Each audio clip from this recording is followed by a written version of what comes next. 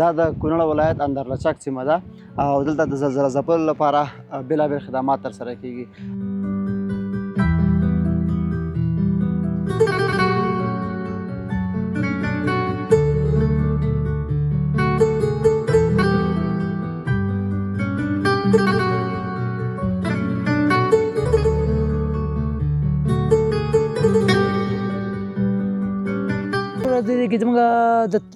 زما د ترور زوی دی هغه په خپله وفات شه یوې مور وفات شه کډې وفات شولو درې بچي وفات شولو.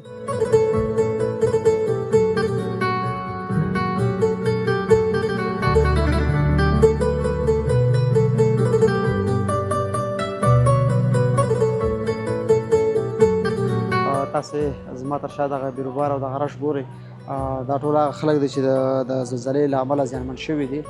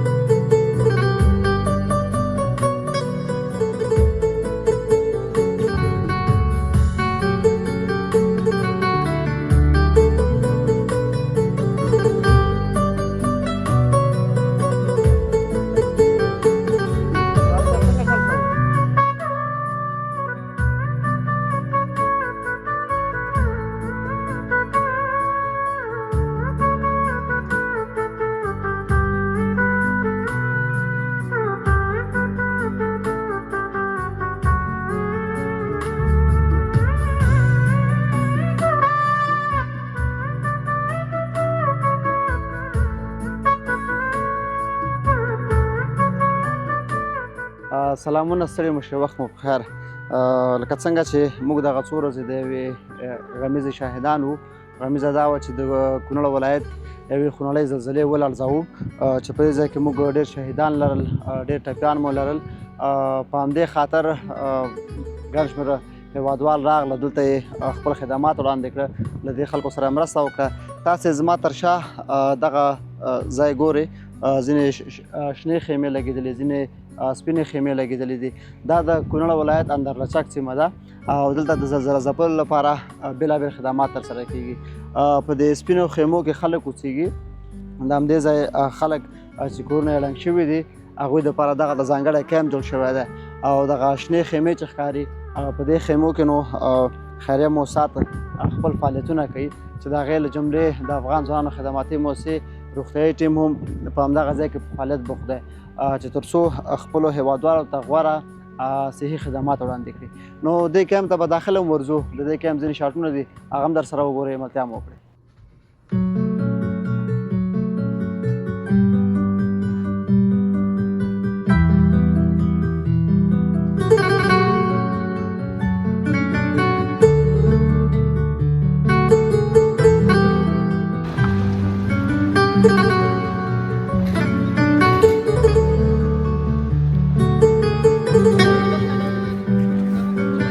سلامونه، بیا هم ستړي مه شئ.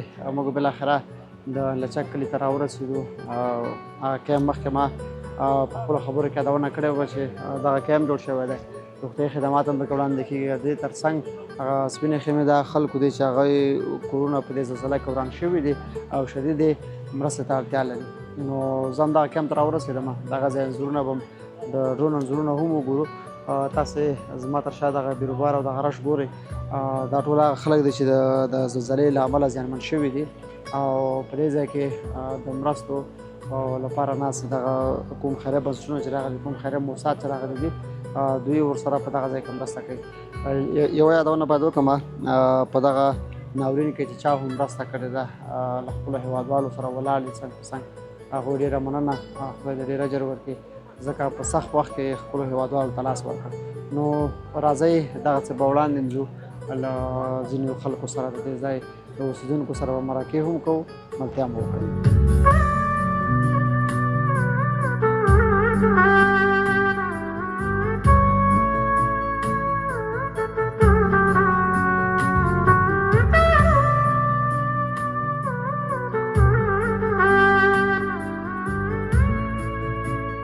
شاول د نوم واخله او د کوم ځای؟ زما نوم خان وزیر دی، د ګربوزو کلي یم. پیل کې چې دغه زلزله وشوه که نه؟ جی زلزله وشوه، د هغې شپې قصه که راته وکړه لږه غوندې. د هغې شپې قصه دغسې وکړه چې د شپې 10 بجې وې، زه په خپله د کار نه 10 بجې راغلی وم. دې کې زموږ ګاونډیانو یو مېنه شان جوړوله، موږ پلستر کوو ورته، صحیح ده که نه، او موږ نه لږ شان د مساله زیاته شوه او موږ د شپې کار شروع کړه. موږ ویل چې دا مساله خرابېږي، د هغې هم تاوان کېږي، زموږ به داسې شي که چې یو کومک به شي، چې هغه کومک موږ خلاص کړو. هغه موږ ته ویل چې تاسو راشئ د ماخوستن ډوډۍ موږ سره وخورئ، ماښام ډوډۍ موږ سره بیا به ځئ. ما چې ډوډۍ وخوړله زه چې کور ته لاړم، خو ماله خوب رانغی. د شپې 10 بجې وې چې زه بلۍ په سر ناست وم، صحیح ده که نور ماشومانان زما لاندې پراته وو، بلۍ په سر زه ناست وم. خو 10 بجې چې دا زلزلې خپل دغه شروع کړه، نو زه داسې بلۍ په منځ کې پروت وم او د څنډې پورې زه راورسېدم. چې راورسېدم خو زه زلزله چې معمولي شی ورتېده، خو زه کور ته لاندې کښته شوم په ټوپ باندې. زما د کور به څه حالات وي، خو زه واړه خوږ شوي وو او نور داسې ضرر یې نه و رسولی. موږ چې د کور نه بهر ووتلو، نور کور به یې وروسته راکښته شه، کوم چې زموږ سامان او کوم نور دانې وې او زموږ د خوراک دغه و، نو هغه زموږ په دې مینه کې دغه شو، ټول له منځه لاړ. هغه لومړۍ ورځ شپه تېره شوه، کله چې ورځ شوه، دغه ورځ خو ستاسو کله فکر کوم مکمل ړنګ شوی و. تاسو معلومات شته چې تاسو څومره شهیدان لرل؟ شهیدان وروره دې کې زما د ترور دوی دی، هغه په خپله وفات شه، یوې مور وفات شه، کډې وفات شوه، 3 بچي وفات شولو، یعنې که 6 شهیدان هغه لري، صحیح که نه. او نور هم زما ویشته بله اورک بله ماماګان دي چې هغې هم کوم داسې وګڼه چې 18 شهیدان زموږ شوي دي. الله دې وبخښي، جنتونه به نصیب کړي. که څه هم اوس که څومره مرستې له تاسو سره وشي که نه، جبران نه شي کېدای، ځکه یو نفر چې د لاسه ورکړي هغه بېرته جی نشي راوړلی. خو بیا هم تاسې له دولته، له حکومته، د مرستندویه ټولنو څه غوښتنې لرئ؟ موږ دا غوښتنې لرو وروره چې وختي طور زموږ له نه دی که نه، داسې خیمه راکول شي چې زموږ پکې سر پټ شي. دا واړه دې خیمې ته داسې باران راشي، موږ به دې باران کې ناست، صحیح شو که نه. او خیمې راځي، داسې نه چې نه راځي، خو دې نور عوام ته رسېږي، ادره پورې موږ پورې نه را رسېدلې، صحیح شو که نه. او دغه د مواد دغه لرو چې دانې هم ډوبې شولې، پوه شولې که نه، او دقه شی موږ لرو، نور څه